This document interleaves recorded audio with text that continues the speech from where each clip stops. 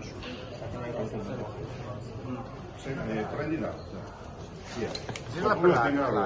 Nicolò Guerrera, che al secolo risponde al nome di Pierre Rod, è un fenomeno, nel senso che io lo seguo da anni, in 5 anni ha percorso 35.000 km, 47 milioni di passi, 20 paia di scarpe, ha fatto il giro del mondo a piedi ed è un bel. Credo di essere diventato sicuramente più calmo, più riflessivo e questo mi aiuterà ad andare avanti e a valutare le situazioni che mi si presenteranno.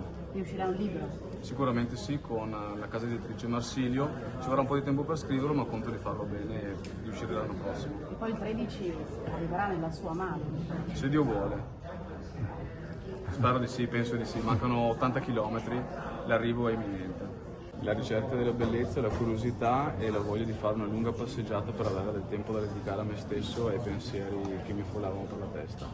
Il momento più complicato in questi 5 anni qual è stato? Ce ne sono stati un paio, l'attraversamento dell'Oceano Atlantico in barca a vela e l'attraversamento del deserto australiano, l'Outback, a piedi, un'impresa che mi ha tenuto occupato per quasi 6 mesi e dove ho percorso circa 6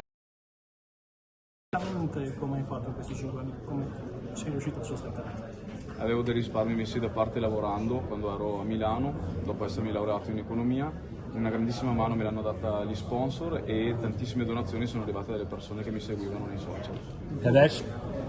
Adesso proverò a scrivere il libro su questa impresa e l'anno prossimo a pubblicarlo.